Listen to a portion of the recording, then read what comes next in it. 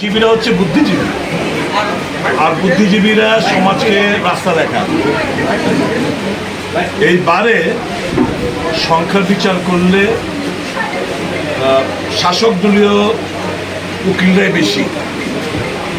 তা সত্ত্বেও বুদ্ধিজীবীরা, সে শাসকই হোক বিরোধী হোক যে কোনো দলের হতে পারে, ভারতবর্ষের বর্তমান পরিস্থিতিগতা মাথায় রেখে এই যে নন বিজেপি যে প্ল্যাটফর্মটা সেফ কনস্টিটিউশন নামে প্ল্যাটফর্মে যে লড়াইটা করেছে, উপলব্ধি করেছে যে ভারতবর্ষের গণতন্ত্র বিপদে, সংবিধান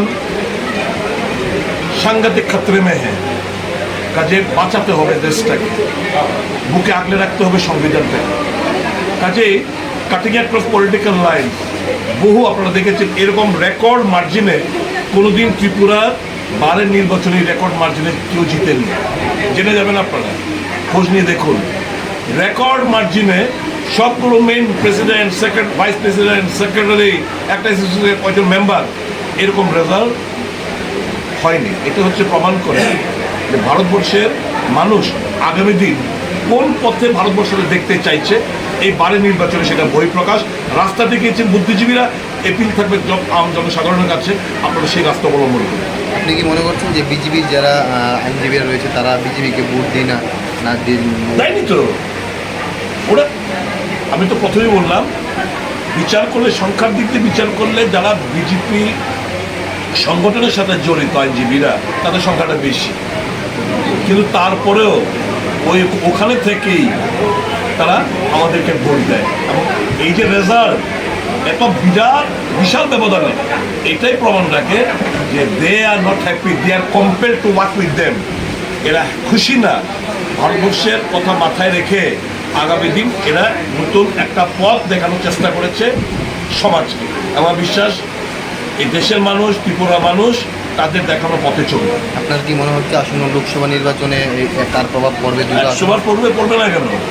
নিশ্চয়ই পড়বে, দারুণভাবে পড়বে। জয় নিশ্চিত ছিল, কারণ আমরা কর্মে বিশ্বাস করি। এখানে এটা ডোমেস্টিক অ্যাসোসিয়েশন, এখানে কোনো রাজনৈতিক মঞ্চ না। আমরা এই পদের জন্য কোনো রকমের অনারিয়ামের ব্যবস্থাও নেই বা কোনো রকমের বেতনের ব্যবস্থাও নেই।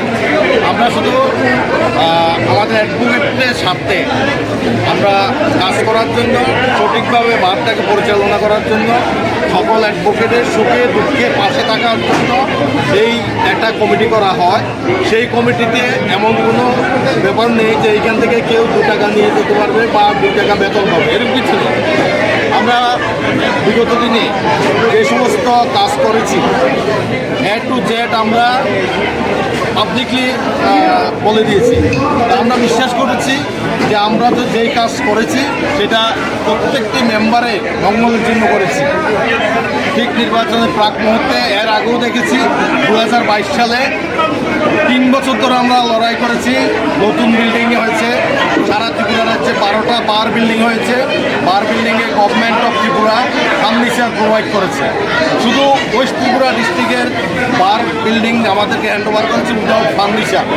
তখন আমরা রিপিটেডলি গভর্নমেন্টের সঙ্গে কন্ট্যাক্ট করেছি। ওই সময়ে আইনমন্ত্রী যিনি ছিলেন উনি আমাদের বারের মেম্বার ছিলেন। উনি আমাদেরকে শেষ পর্যন্ত বলেছেন এখন আর ফার্নিচার দেওয়া যাবে না। মার্চ মাসের 12 তারিখ 2022-এ 27 তারিখে ইলেকশন ছিল।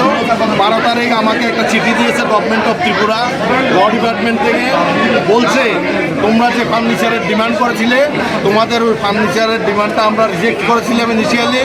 We are provide the furniture within short.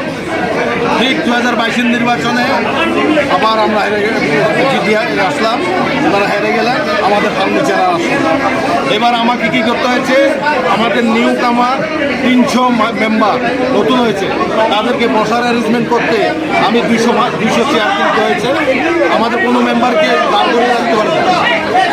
এই সমস্ত কাজের নিরিখে আমরা বুঝেছি যে আমরা জিতব, এবং নির্বাচনের আগেই আমরা বলেছিলাম আমরা জিতব। আমরা কর্মে বিশ্বাসী। বারের যে কমিটি 2022 হয়েছিল সেখানে বিভিন্ন দলের প্রতিনিধি ছিল। আমি কোনো রাজনৈতিক দলের বলবো না, আজকের পরে কিন্তু এখানে আর রাজনীতি নিয়ে। তো ওইখানে যারা প্রতিনিধি ছিল তাদের সঙ্গে আমরা অত্যন্ত সুমধুর সম্পর্ক নিয়ে কাজ করেছি, প্রত্যেকটি লয়ারের পাশে দাঁড়িয়েছি, তারা দাঁড়ানোর ফল আজকে আমরা পেয়েছি। গতবারের চাইতে অনেক অনেক অনেক বেশি ভোটে আমরা জয়লাভ করেছি। সুতরাং আমি বলবো আমরা বারের ভবিষ্যতেও প্রত্যেকটি লয়ারের সুখে দুঃখে, শুধু লয়ার না, লিটিগেন্টরা যারা আসে তাদের জন্য আমরা আপ্রাণ চেষ্টা করি তাদের যাতে কোনো অসুবিধা না হয়, এবং আমরা প্রত্যেকটি দলমত নির্বিশেষ প্রত্যেক লয়ারের কাছ থেকে আমরা যথেষ্ট সহযোগিতা পেয়েছি, আবারও পাবো এই আশা আপনাদের কাছে ব্যক্ত করছি। আচ্ছা, আপনারা তো মেম্বার পেয়েছেন আপনারা?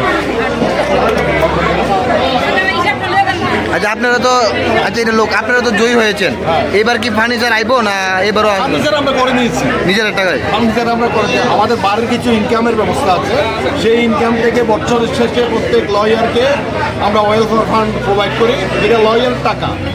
2019-এ যখন আমরা লাস্ট বার থেকে ওয়েলফেয়ার ফান্ড দেওয়া হয়েছিল তখন 15,000 টাকা দেওয়া হয়েছিল। 2020-এ আমরা এসেছি তখন কোভিড পিরিয়ডেও আমরা কোভিডকে ওভারকাম করে আমরা প্রথম বছর দিয়েছিলাম 19,000, সেকেন্ড ইয়ারে দিয়েছি 23,000, লাস্টলি দিয়েছি 27,000, আর এইবার আমরা 35,000 করে দিয়েছি প্রত্যেক লয়ারকে। মেম্বার কিন্তু অনেক বেড়ে গেছে, ওই সময় মেম্বার যা ছিল তার থেকে প্রায় 2 গুণ হয়ে গেছে। তাহলে আমরা এটুকু প্রাউডলি বলতে পারি যে আমরা বারের অ্যাডভোকেটদের সাথে কিছু করতে পেরেছি, সেটার ফল আমরা আজকে পেয়েছি। প্রথম কাজ তো থাকবে অ্যাডভোকেটদের সুরক্ষা। আজ কিন্তু এখানে না, শুধু সারা ভারতবর্ষে অ্যাডভোকেটস প্রোটেকশন অ্যাক্ট ইমপ্লিমেন্ট করার জন্য সারা ভারতবর্ষের লয়ার কিন্তু চিন্তা করছে, দাবি উঠেছে, আওয়াজ উঠেছে, লয়ার প্রোটেকশন অ্যাক্ট। আমরাও সেই দাবিতে সামিল হওয়ার আশা আকাঙ্ক্ষা আছে। আচ্ছা মিনা বাবু